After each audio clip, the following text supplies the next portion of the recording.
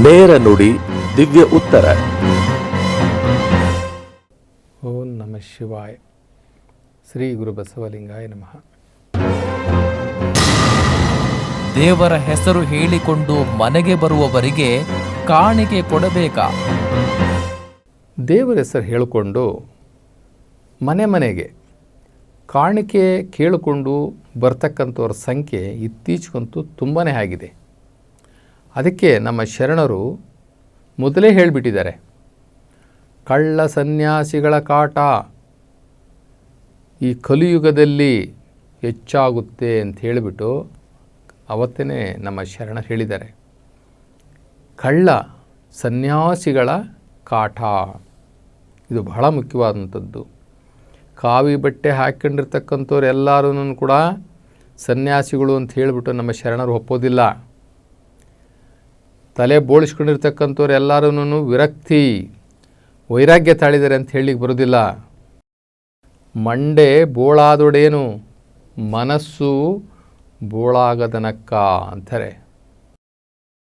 ಕೆಲವರು ಭಕ್ತರ ವೇಷದಲ್ಲಿ, ಸ್ವಾಮೀಜಿಗಳ ವೇಷದಲ್ಲಿ ಅಥವಾ ಜಂಗಮರ ವೇಷದಲ್ಲಿ ಕಾವಿ ಬಟ್ಟೆ ಹಾಕ್ಕೊಂಡು ಮನೆಗೆ ಹೋಗಿ ಹಣವನ್ನು ಸಂಗ್ರಹಣೆ ಮಾಡುವಂತಹ ಒಂದು ಕಾಯಕವನ್ನು ಮಾಡ್ಕೊಂಡು ಬಿಟ್ಟಿದ್ದಾರೆ. ಕೆಲವರಂತೂ ಭಕ್ತರು ನೋಡಿ, ನಮ್ಮ ಶರಣರು ಹೇಳ್ತಾರೆ ಒಂದು ವಚನದಲ್ಲಿ, ಭಕ್ತರು ನಾವೆಂದು ನಿತ್ಯ ನೇಮವ ಮಾಡಿಕೊಂಡೆವೆಂದು ಕಾಯಕವನ್ನು ಬಿಟ್ಟು ಮನೆಯ ಬಾಗಿಲ ತಪ್ಪಲ ಕಾಯಲೇತ ಕಯ್ಯ. ಇದು ಶಿವಭಕ್ತರಿಗೆ ಒಪ್ಪುವುದೇ? ಇಂತಹ ವ್ರತ ನೇಮವ ಮಾಡಿ ಈ ಘಟವನ್ನು, ಈ ಶರೀರವನ್ನು ಹೊರೆವ ಈ ಕುಟಿಲರಿಗಂಜಿ ಎನ್ನ ಮನ ನೊಂದಿತ್ತಯ್ಯ ಮಾರೇಶ್ವರ.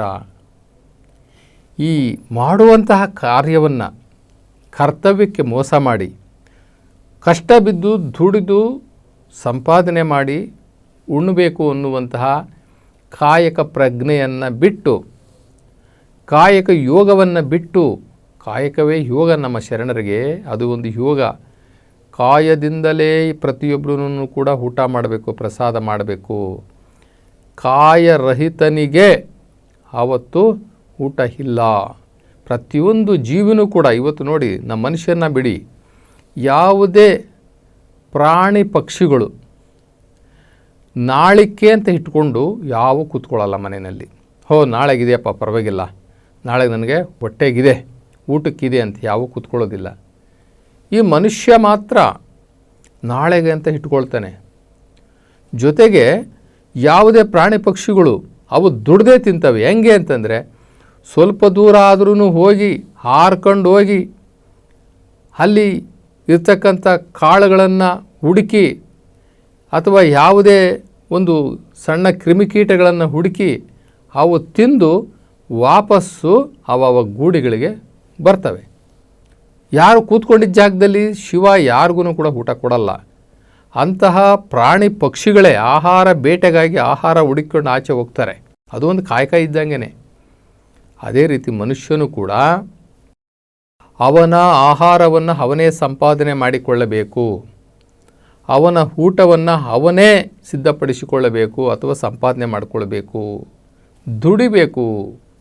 ಇದನ್ನು ಬಿಟ್ಟು ಕಾವಿ ಬಟ್ಟೆ ಹಾಕ್ಕೊಂಡು ಅಥವಾ ವೇಷಧಾರಿಗಳ ಥರ ವಿಭೂತಿ ಹಚ್ಕೊಂಡು ಒಂದಷ್ಟು ರುದ್ರಾಕ್ಷಿಗಳನ್ನು ಮೈ ಮೇಲೆ ಹಾಕ್ಕೊಂಡು ಹಣೆಯಲ್ಲಿ ಯಾವ್ಯಾವುದೋ ಕಲರ್ ಈ ಕಡೆ ಕುಂಕುಮ ಹಾಕ್ಕೊಳ್ತಾರೆ, ಇನ್ನೊಂದು ಕಡೆ ಅರಿಶಿಣವನ್ನು ಬಳಕೊಳ್ತಾರೆ, ಇನ್ನೊಂದು ಕಡೆ ವಿಭೂತಿಯನ್ನು ಇಟ್ಕೊಳ್ತಾರೆ. ಹೀಗೆ ನೋಡಲಿಕ್ಕೆ ಏನೋ ಒಂದು ರೀತಿ ಅಟ್ರ್ಯಾಕ್ಷನ್ ಆಗಿರಬೇಕು.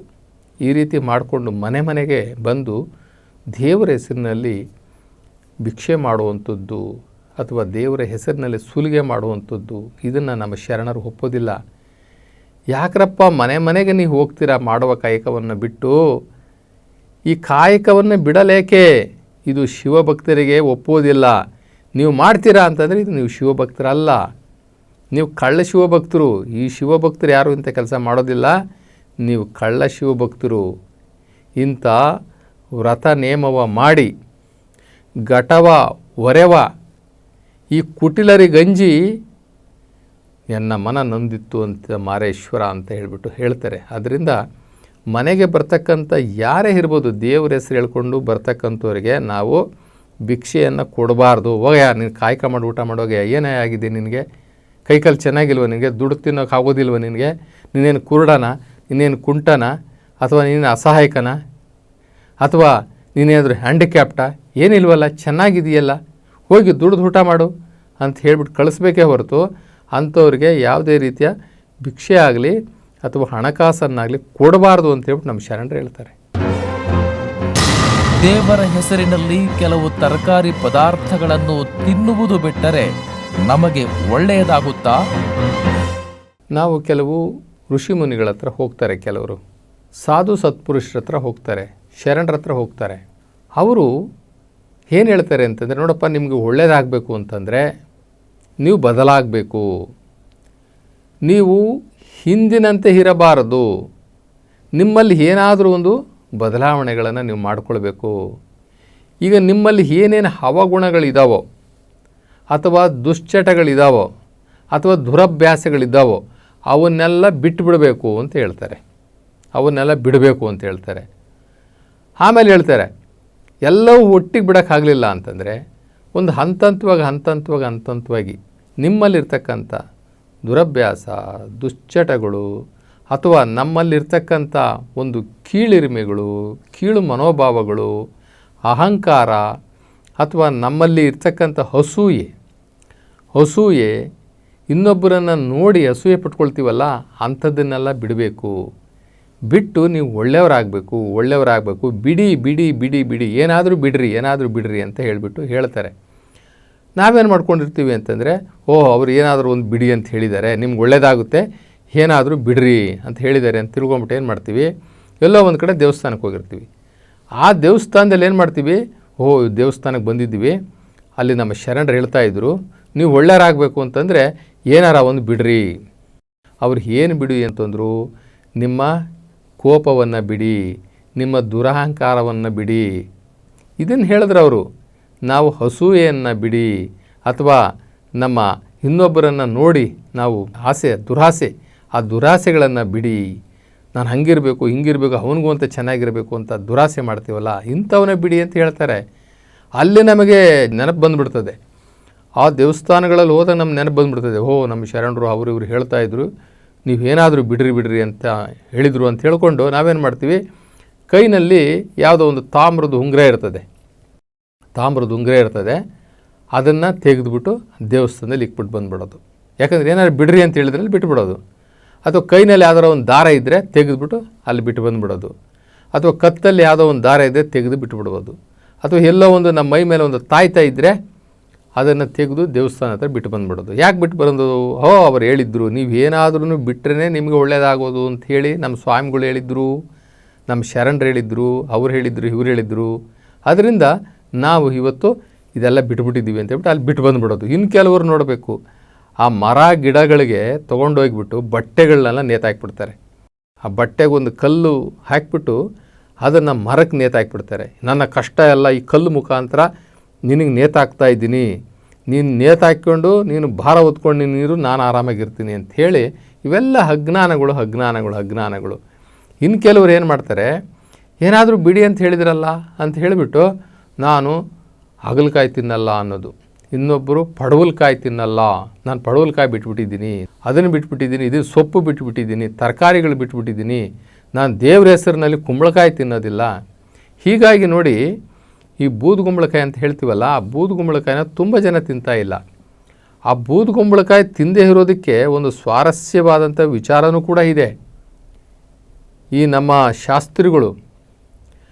ಶಾಸ್ತ್ರಿಗಳು ಅಥವಾ ಪುರೋಹಿತರಿದ್ದಾರಲ್ಲ, ಇವರು ಆ ಬೂದುಗುಂಬಳಕಾಯಲ್ಲಿ ಇರ್ತಕ್ಕಂಥ ವಿಶೇಷ ಔಷಧಿ ಗುಣಗಳಿತ್ತಲ್ಲ, ಆ ಔಷಧಿ ಗುಣಗಳಿರ್ತಕ್ಕಂಥ ಆ ಬೂದುಗುಂಬಳಕಾಯಿನ ನಾವು ಮಾತ್ರ ತಿನ್ನಬೇಕು, ಇದರಲ್ಲಿ ಬಹಳ ಬೌದ್ಧಿಕ ಬೆಳವಣಿಗೆಗೆ ಬೇಕಾಗಿರ್ತಕ್ಕಂಥ ಪೌಷ್ಟಿಕಾಂಶಗಳಿದ್ದಾವೆ ಅಂತ ಹೇಳ್ಕೊಂಡು ಬೇರೆ ಯಾರೂ ತಿನ್ನಬಾರ್ದು, ನಾವೇ ತಿನ್ನಬೇಕು ಅಂತ ಹೇಳ್ಬಿಟ್ಟು ಒಂದು ಭಯ ಇಕ್ಕಿಸ್ಬಿಟ್ರು.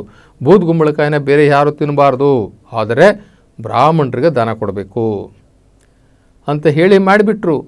ಹೀಗಾಗಿ ಅದರ ರೇಟು ಜಾಸ್ತಿ ಆಗೋದೇ ಇಲ್ಲ, ಯಾಕಂದರೆ ಎಲ್ಲರೂ ಉಪಯೋಗಿಸೋದಿಲ್ವಲ್ಲ, ಅದನ್ನು ಯಾರೂ ತಿನ್ನೋದೇ ಇಲ್ಲ. ಯಾಕಂದರೆ ನಮ್ಮ ಶಾಸ್ತ್ರಿಗಳು ಹೇಳಿದ್ದಾರೆ, ನಮ್ಮ ಪುರೋಹಿತರು ಹೇಳಿದ್ದಾರೆ ಬೂದುಗುಂಬಳಕಾಯಿನ ಎಲ್ಲರೂ ತಿನ್ನಬಾರ್ದಂತೆ, ಬ್ರಾಹ್ಮಣರು ಮಾತ್ರ ತಿನ್ನಬೇಕಂತೆ.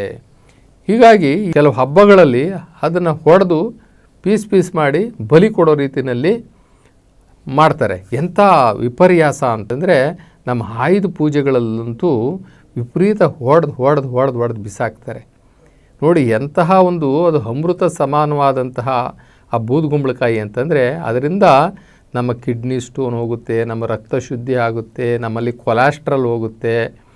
ಯಾವುದೇ ನಮ್ಮ ಕಿಡ್ನಿಗೆ ಸಂಬಂಧಪಟ್ಟಂಥ ಕಾಯಿಲೆ ಉಳಿದ್ರೂ ಕೂಡ ಅದರಲ್ಲಿ ನಿವಾರಣೆ ಆಗುತ್ತೆ. ನಮ್ಮ ಬುದ್ಧಿಗೆ ಬೆಳವಣಿಗೆಗೆ ಬೇಕಾಗಿರ್ತಕ್ಕಂಥ ಪೌಷ್ಟಿಕಾಂಶ ಅದರೊಳಗಿದೆ. ಇಷ್ಟೆಲ್ಲ ಇದ್ರೂ ಕೂಡ ಯಾವುದೋ ಒಂದು ಪಂಚಾಂಗದಲ್ಲಿ ಬರೆದಿದ್ದಾರೆ, ಯಾರೋ ಒಂದು ಶಾಸ್ತ್ರಿಗಳು ಹೇಳಿದ್ದಾರೆ ಅಥವಾ ಪುರೋಹಿತರು ಹೇಳಿದ್ದಾರೆ ಅಂತ ಅಂದ್ಕೊಂಡು ನಾವು ಅಂತಹ ಒಂದು ಆ ಕುಂಬಳಕಾಯನ್ನು ಬೂದುಗುಂಬಳಕಾಯನ್ನು ತಿಂದೇ ಇರ್ತೀವಲ್ಲ, ಎಂಥ ದಡ್ಡ ಜನ. ಕೆಲವರಂತೂ ಅಯ್ಯೋ ನಾನು ಬೂದುಗುಂಬಳಕಾಯಿ ತಿನ್ನಲ್ಲಪ್ಪ, ನಾನು ದೇವ್ರ ಹೆಸರಲ್ಲಿ ಬಿಟ್ಬಿಟ್ಟಿದ್ದೀನಿ. ಬದನೆಕಾಯಿ ತಿನ್ನಲ್ಲಪ್ಪ, ನಾನು ದೇವ್ರ ಹೆಸರಲ್ಲಿ ಬಿಟ್ಬಿಟ್ಟಿದ್ದೀವಿ. ಹಸಿರು ಮೆಣಸಿನ್ಕಾಯಿ ತಿನ್ನಲ್ಲಪ್ಪ, ನಾನು ದೇವ್ರ ಹೆಸರಲ್ಲಿ ಬಿಟ್ಬಿಟ್ಟಿದ್ದೀವಿ. ಇದನ್ನು ಬಿಡಿ ಅಂತ ಯಾರೂ ಹೇಳಿಲ್ಲ. ಇದನ್ನೆಲ್ಲವನ್ನು ಪರಮಾತ್ಮ ಶಿವ ನಮಗೋಸ್ಕರ, ಅಂದರೆ ಆ ಮಕ್ಕಳಿಗೋಸ್ಕರ ಈ ಪ್ರಕೃತಿನಲ್ಲಿ ಸೃಷ್ಟಿ ಮಾಡಿದ್ದಾನೆ. ಇವೆಲ್ಲ ನನ್ನ ಮಕ್ಕಳು ತಿನ್ನಲಿ, ಚೆನ್ನಾಗಿರಲಿ ಅಂತಬಿಟ್ಟು ಸೃಷ್ಟಿ ಮಾಡಿದ್ದಾನೆ. ನಾವು ಅವನ್ನೆಲ್ಲ ತಿನ್ನಬೇಕು. ಬಿಡಬೇಕಾಗಿರೋದು ಏನನ್ನ?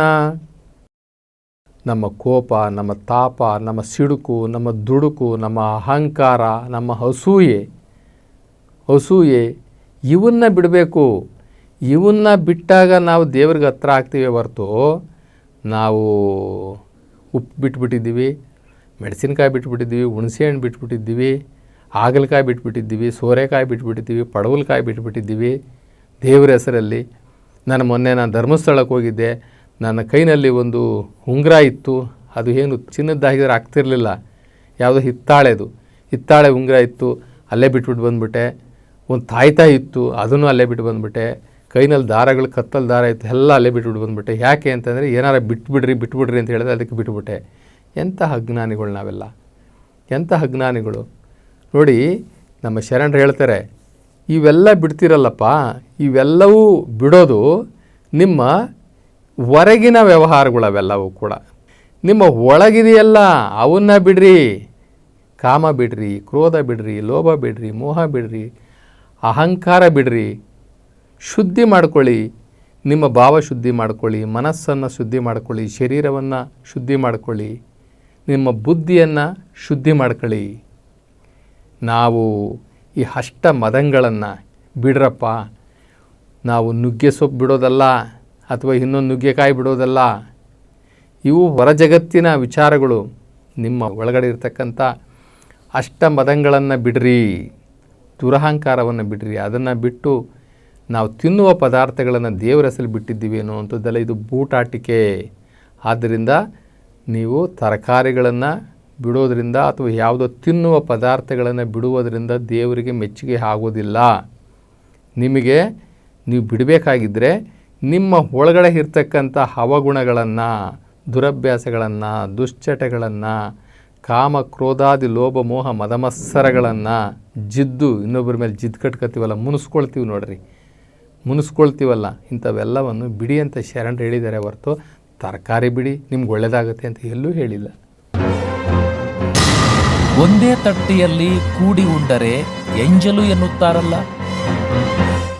ಒಂದೇ ತಟ್ಟೆಯಲ್ಲಿ ಕೂಡಿ ಉಂಡರೆ ಅದು ಎಂಜಲಾಗುವುದಿಲ್ಲ. ಅದು ನಮ್ಮ ಪ್ರೀತಿಯನ್ನು ಹೆಚ್ಚು ಮಾಡ್ತದೆ, ನಮ್ಮ ಬಾಂಧವ್ಯವನ್ನು ಹೆಚ್ಚು ಮಾಡ್ತದೆ. ನಮ್ಮಲ್ಲಿ ಇರ್ತಕ್ಕಂಥ ಆ ಪ್ರೀತಿ ಇನ್ನಷ್ಟು ವೃದ್ಧಿ ಆಗುತ್ತೆ. ಇಂಗ್ಲೀಷ್ನಲ್ಲಿ ಹೇಳ್ತಾರೆ ಕಿತ್ ಆ್ಯಂಡ್ ಕಿನ್ ಅಂತ ಹೇಳ್ತಾರೆ. ಆ ಕಿತ್ ಆ್ಯಂಡ್ ಕಿನ್ ಅನ್ನೋದನ್ನು ನಾವು ಏನಂತ ಹೇಳ್ತಾ ಇದ್ವಿ ಅಂತಂದರೆ ಕಿತ್ತಾಡ್ಕೊಂಡು ತಿನ್ ಅಂತ ಹೇಳ್ತಾ ಇದ್ವಿ. ಅಂತಂದರೆ ಆ ಪ್ರೀತಿ ಹೆಚ್ಚಾಗಬೇಕು ಅಂತಂದರೆ ಈ ಒಂದೇ ತಟ್ಟೆಯಲ್ಲಿ 2-3 ಸೇರಿಕೊಂಡು ಊಟ ಮಾಡಬೇಕು. ಊಟ ಮಾಡ್ತಾ ಇದ್ದುದೂ ಕೂಡ ಪದ್ಧತಿ ಈ ಹಿಂದೆ ಇತ್ತು. ಮೊದಲು ಗಂಗಳ ಅಂತ ಇತ್ತು. ಗಂಗಳ ಅಂತಂದರೆ ಕಂಚಿನ ತಟ್ಟೆ, ದೊಡ್ಡ ತಟ್ಟೆ. ಆ ತಟ್ಟೆಯಲ್ಲಿ ಜಾಯಿಂಟ್ ಫ್ಯಾಮಿಲೀಸ್, ಆ ಜಾಯಿಂಟ್ ಫ್ಯಾಮಿಲಿಯವರೆಲ್ಲರೂ ಕೂತ್ಕೊಂಡು 2-3 ಜನ ಜೊತೆಯಲ್ಲಿ ಒಂದೇ ತಟ್ಟೆಯಲ್ಲಿ ಊಟ ಮಾಡ್ತಾಯಿದ್ರು. ಇದರಿಂದ ಏನಾಗ್ತಾಯಿತ್ತು ಅಂದರೆ ಮಧುರ ಬಾಂಧವ್ಯ, ಮಧುರ ಬಾಂಧವ್ಯ ಒಬ್ಬರಲ್ಲೊಬ್ಬರಲ್ಲಿ ಬೆಳೀತಾ ಇತ್ತು. ಈಗ ಒಂದು ತಟ್ಟೆಯಲ್ಲಿ ಇಬ್ಬರು ಉಂಡ್ರೆ ಅದು ಎಂಜಲು ಅಂತ ಕರೀತಾರೆ. ಅದು ಎಂಜಲ್ ಆಗೋಕ್ಕೆ ಸಾಧ್ಯನೇ ಇಲ್ಲ. ಅವರವರವರು ಊಟ ಮಾಡ್ತಾರೆ. ಏನು ಎಂಜಲು? ಎಂಜಲಿನಿಂದಲೇ ಈ ಜಗತ್ತು ಸೃಷ್ಟಿ ಆಗೋದು. ಆ ಪ್ರೀತಿಯಿಂದಲೇ ಜಗತ್ತು ಸೃಷ್ಟಿ ಆಗೋದು. ಅದಕ್ಕೆ ನಮ್ಮ ಶರಣರು ಅಂತಾರೆ, ಎಂಜಲು ಎಂಜಲು ಎಂಜಲು ಅಂತೀರಲ್ಲಪ್ಪ ನೀವು, ನಾವು ಶುಚಿಯಾಗಿದ್ದೇವೆ, ನಾವು ಮಡಿಯಾಗಿದ್ದೇವೆ ಅಂತ ಹೇಳ್ತಿರಲ್ಲ. ದೇವರಿಗೆ ಮಾಡಿದ ಅಡಿಗೆಯನ್ನು ಮೊದಲು ಎಂಜಲು ಮಾಡೋದಕ್ಕೆ ಮುಂಚೆ ಎತ್ತಿಡ್ರಿ, ಪ್ರಸಾದಕ್ಕೆ ದೇವರಿಗೆ ಗುಡಿಗೆ ತೊಗೊಂಡೋಗ್ತೀವಿ ಅಂತಾರೆ.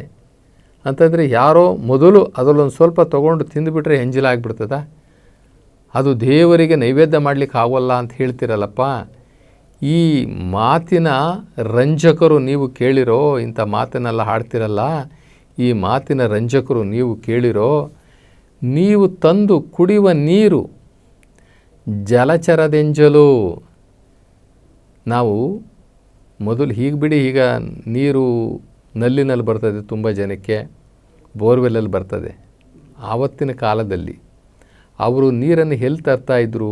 ಕೆರೆ ಕಟ್ಟೆ ಬಾವಿಗಳಲ್ಲಿ ತರ್ತಾಯಿದ್ರು. ಆ ಕೆರೆ ಕಟ್ಟೆ ಬಾವಿಗಳಲ್ಲಿ ಅಲ್ಲಿ ಜಲಚರಗಳಿರೋದಿಲ್ವಾ? ಕಪ್ಪೆ ಇರೋದಿಲ್ವಾ? ಮೀನು ಇರೋದಿಲ್ವಾ? ಇನ್ನು ಬೇರೆ ಬೇರೆ ಜಲಚರಗಳು ಅದರಲ್ಲಿ ಇರೋದಿಲ್ವಾ? ಹೌದ್ರೆ ಎಂಜಲ್ತಾನೆ ನೀರು. ಆ ಜಲಚರ ಪ್ರಾಣಿಗಳ ಎಂಜಲ್ತಾನೆ ನೀರು. ಅದರೊಳಗಡೆ ಇದೆ ಅಂತಂದಮೇಲೆ ಮೀನು ನೀರನ್ನು ತಗೊಳ್ತಾ ಇರ್ತದೆ, ಆಚೆ ಉಗುಳ್ತಾ ಇರ್ತದೆ. ಅದು ಮೀನಿನ ಎಂಜಲೇ ಆಯ್ತಲ್ಲ. ಸಮುದ್ರದ ನೀರಿರ್ಬೋದು, ಬಾವಿ ನೀರಿರ್ಬೋದು, ಕೆರೆ ಕಟ್ಟೆಗಳಿರ್ಬೋದು, ಅದರಲ್ಲಿ ಜಲಚರಗಳು ಇದ್ದೇ ಇರ್ತದೆ. ಹಂಗಿದ್ಮೇಲೆ ನೀರು ಜಲಚರಗಳ ಎಂಜಲು. ಇನ್ನು ಮೃಗ, ಪಶು, ಪಕ್ಷಿಗಳು ಅವು ಸಹ ಕೆರೆ ಕುಂಟೆಗಳಲ್ಲಿ ಅಲ್ಲೆಲ್ಲ ಬಂದು ನೀರು ಕುಡಿತವೆ.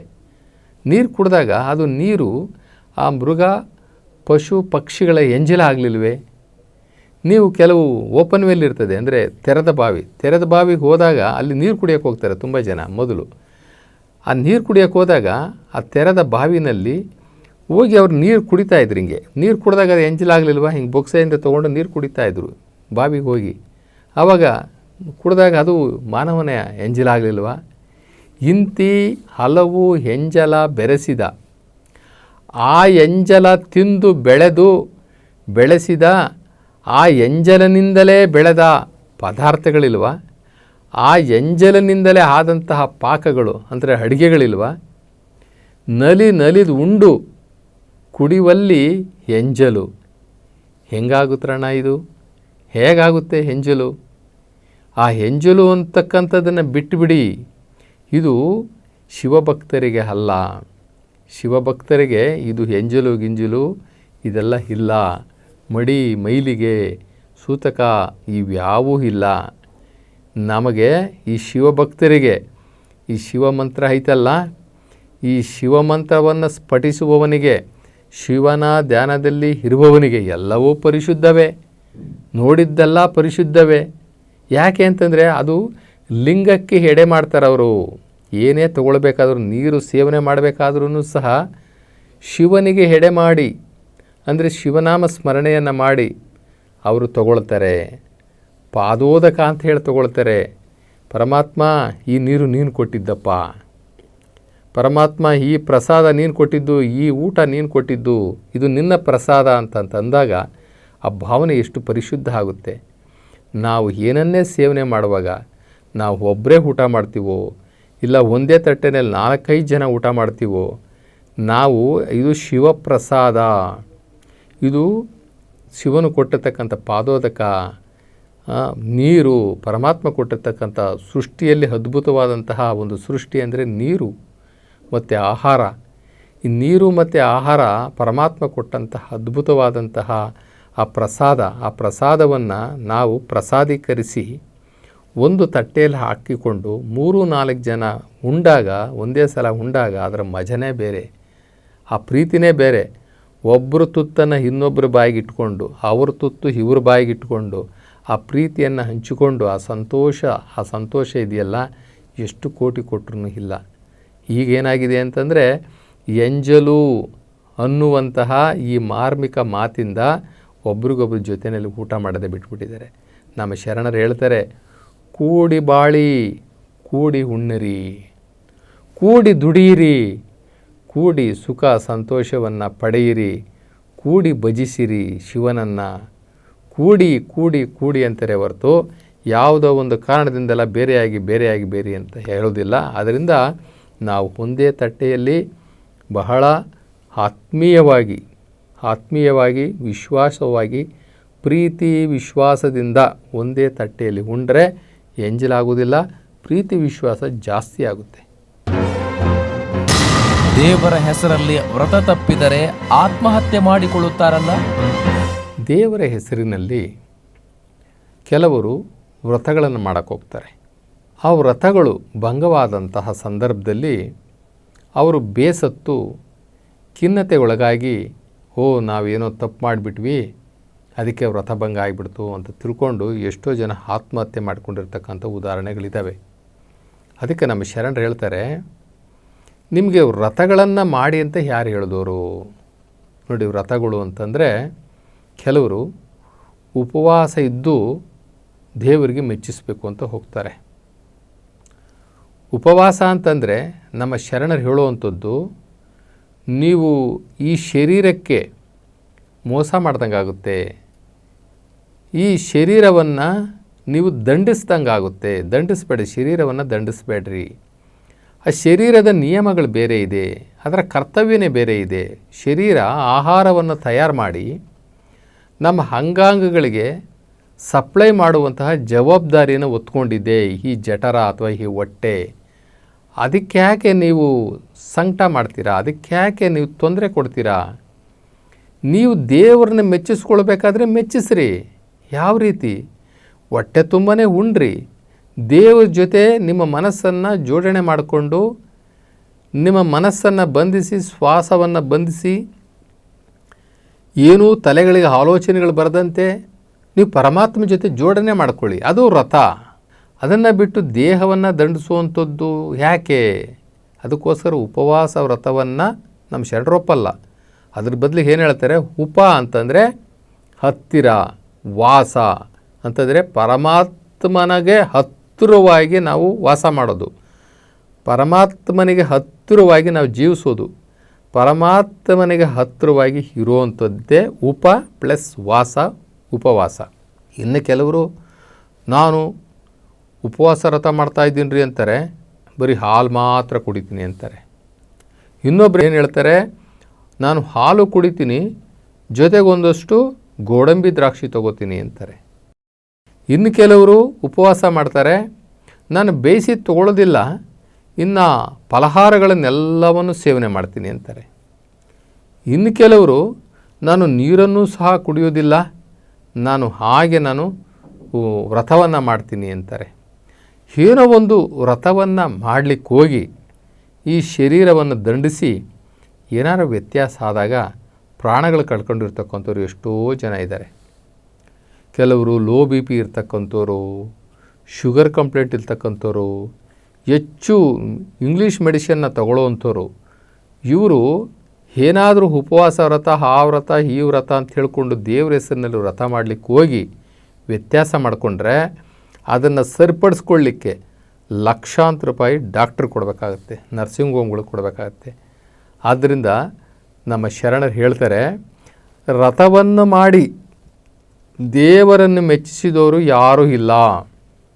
ದೇವರಿಗೆ ಸಮೀಪವಾಗುವಂತೆ ನಿಮ್ಮ ಮನಸ್ಸನ್ನು, ನಿಮ್ಮ ಇಂದ್ರಿಯಗಳನ್ನು ನಿಮ್ಮ ಹತೋಟಿನಲ್ಲಿ ಇಟ್ಕೊಂಡು, ನಿಮ್ಮ ಮನಸ್ಸು, ನಿಮ್ಮ ಬುದ್ಧಿ, ನಿಮ್ಮ ಇಂದ್ರಿಯಗಳನ್ನು ಎಲ್ಲವನ್ನು ಕೂಡ ಗಮನಿಸ್ಕೊಂಡು ನೀವು ಕೂತ್ಕೊಳ್ಳಿ. ನೀವು ಶಿವಯೋಗವನ್ನು ಮಾಡಿ, ಶಿವಧ್ಯಾನವನ್ನು ಮಾಡಿರಿ, ಸಾಕು. ದೇಹಕ್ಕೆ ದಂಡನೆಯನ್ನು ಕೊಡಬೇಡ್ರಿ. ಯಾವುದೇ ವ್ರತ ನಿಯಮಗಳು ಕಡ್ಡಾಯವಲ್ಲ. ಒಂದು ವೇಳೆ ನೀವು ವ್ರತ ನಿಯಮಗಳನ್ನು ಮಾಡ್ತೀವಿ, ಉಪವಾಸ ವ್ರತ ಮಾಡ್ತೀವಿ, ಇನ್ನೇನೋ ಮಾಡ್ತೀವಿ, ರಾತ್ರಿ 4 ಗಂಟೆಗೆ ಎದ್ದುಬಿಟ್ಟು ನಾವು ಶಿವಯೋಗ ಮಾಡ್ತೀವಿ ಅಂದರೆ ಮಾಡಿರಿ. ಆದರೆ ನಿದ್ದೆಗೂ ತೊಂದರೆ ಮಾಡ್ಕೋಬಾರ್ದು. ಬೆಳಗ್ಗೆನಾದ್ರೂ ಮಲಗಬೇಕಾಗುತ್ತೆ, ಇಷ್ಟು ಅವರ್ ನಿದ್ದೆ ಅಂತ ಕೊಡಲೇಬೇಕಾಗುತ್ತೆ. ಈ ಶರೀರಕ್ಕೆ. ನಿದ್ದೆಗೆ ಮೋಸ ಮಾಡಿಬಿಟ್ಟು ನೀವು ಅದರ ವಿರುದ್ಧವಾಗಿ ನಡೆದು ರಾತ್ರಿಯೆಲ್ಲ ನಾನು ಶಿವಯೋಗ ಮಾಡ್ತೀನಿ, ತಪ್ಪಾಗುತ್ತೆ. ಶಿವಯೋಗ ಮಾಡಿರಿ. ಅದೇ ರೀತಿ ಈ ಶರೀರಕ್ಕೆ ನೀವು ಎಷ್ಟವರು ನಿದ್ದೆಗೆ ಅವಕಾಶ ಕೊಡಬೇಕಾಯಿತೋ ಅಷ್ಟು ಅವಕಾಶವನ್ನು ಕೊಡಲೇಬೇಕು. ಇನ್ನು ಆಹಾರ ಪದಾರ್ಥಗಳನ್ನು ನೀವು ಎಷ್ಟು ಬೇಕೋ ಅಷ್ಟು ಕೊಡಲೇಬೇಕು ಶರೀರಕ್ಕೆ. ನಾನು ಎಲ್ಲವನ್ನು ಬಂದ್ ಮಾಡಿಬಿಟ್ಟು ನಾನು ದೇವರನ್ನು ಹೋಲಿಸ್ತೀನಿ ಅಂತಂದರೆ ಆತ್ಮದ್ರೋಹ ಆಗುತ್ತೆ. ಈ ಶರೀರದೊಳಗಡೆ ಆತ್ಮ ಇದ್ದಾನೆ, ಅದನ್ನು ನಾವು ಮರಿಬಾರ್ದು. ಈ ಶರೀರಕ್ಕೆ ಏನಾದರೂ ವ್ಯತ್ಯಾಸ ಆಗಿ ಆತ್ಮ ಆಚೆ ಹೋಗ್ಬಿಟ್ರೆ ಆತ್ಮದ್ರೋಹ ಆಗುತ್ತೆ. ಆದ್ದರಿಂದ ನಮ್ಮೊಳಗಡೆ ಇರ್ತಕ್ಕಂಥ ಆತ್ಮ ಇದ್ದಾನಲ್ಲ, ಆ ಆತ್ಮದ ಮನೆ, ಈ ಮನೆಗೆ ಡ್ಯಾಮೇಜ್ ಮಾಡಬಾರ್ದು. ಆತ್ಮನಿರ್ತಕ್ಕಂಥ ಈ ಮನೆ, ಈ ಶರೀರ ಅಂತಕ್ಕಂಥದ್ದು ಆತ್ಮನ ಮನೆ. ಈ ಶರೀರಕ್ಕೆ ಡ್ಯಾಮೇಜ್ ಮಾಡಿ ನಾವು ಆತ್ಮಕ್ಕೆ ತೊಂದರೆ ಕೊಟ್ಟು ಪರಮಾತ್ಮನೇ ಮೆಚ್ಚಿಸ್ತೀವಿ ಅಂತಂದರೆ ಸಾಧ್ಯ ಆಗೋದಿಲ್ಲ. ಆತ್ಮನೂ ಚೆನ್ನಾಗಿರಬೇಕು. ಆತ್ಮನ ಮುಖಾಂತರ ಪರಮಾತ್ಮನನ್ನು ಒಲಿಸ್ಕೊಳ್ಬೇಕು. ಆತ್ಮ ಮತ್ತು ಪರಮಾತ್ಮನನ್ನು ಒಲಿಸ್ಕೊಳ್ಬೇಕು ಅಂತಂದರೆ ನಮಗೆ ಸಾಧನವಾಗಿ ನಿಲ್ಲೋದು ಯಾವುದು? ಈ ಶರೀರ. ಈ ಶರೀರವನ್ನು ಕೂಡ ಇದರ ಸ್ವಾಸ್ಥ್ಯವನ್ನು ನಾವು ಕಾಪಾಡಿಕೊಳ್ಬೇಕು. ಇದರ ಆರೋಗ್ಯವನ್ನು ಸಹ ನಾವು ಕಾಪಾಡಿಕೊಳ್ಬೇಕು. ಆದ್ದರಿಂದ ಯಾವುದೇ ದೇವರು ನೀನು ವ್ರತ ಮಾಡಿಬಿಟ್ಟಿದೆಯಪ್ಪ ಬಾ ಕೈಲಾಸಕ್ಕೆ ಅಂತ ಎಲ್ಲೂ ಕರೆದಿಲ್ಲ ಅಂತ ಹೇಳ್ತಾರೆ ನಮ್ಮ ಶರಣರು. ವ್ರತಗಳನ್ನು ಮೆಚ್ಚಿ ಬಾ ಭಕ್ತ ನೀನು ಕೈಲಾಸಕ್ಕೆ ಬರಪ್ಪ ಅಂತ ಯಾವುದು ಕಳೆದಿಲ್ಲ. ಭಕ್ತಿಗೆ ಮೆಚ್ಚಿ, ಜ್ಞಾನಕ್ಕೆ ಮೆಚ್ಚಿ, ವೈರಾಗ್ಯಕ್ಕೆ ಮೆಚ್ಚಿ ಪರಮಾತ್ಮ ಒಲಿತಾನೆ ಹೊರತು ಈ ತೋರಿಕೆಯ ವ್ರತಗಳಿಗೆ ದೇವರು ಒಲಿಯೋದಿಲ್ಲ. ಆದ್ದರಿಂದ ನೀವು ವ್ರತಗಳಿಗೆ ಎಷ್ಟು ಮಹತ್ವ ಕೊಡಬೇಕೋ ಅಷ್ಟು ಕೊಡ್ರಿ. ಆದರೆ ಭಕ್ತಿ ಮತ್ತು ಜ್ಞಾನ ಮತ್ತು ಧ್ಯಾನ ಇದಕ್ಕೆ ಹೆಚ್ಚು ಮಹತ್ವ ಕೊಡಿ ಅಂತೇಳಿ ಶರಣರು ಹೇಳ್ತಾರೆ. ಅದರಿಂದ ವ್ರತಗಳೇ ನಿಯಮಗಳಾಗಬಾರ್ದು. ವ್ರತಗಳಿಂದ ದೇಹಕ್ಕೆ, ನಮ್ಮ ಶರೀರದ ಮೇಲೆ ಯಾವುದೇ ಪರಿಣಾಮಗಳಾಗದಂತೆ ನಾವು ಭಕ್ತಿ ಮಾಡಬೇಕು, ಜ್ಞಾನ ಮಾಡಬೇಕು ಅಂತೇಳಿ ಶರಣರು ಹೇಳ್ತಾರೆ.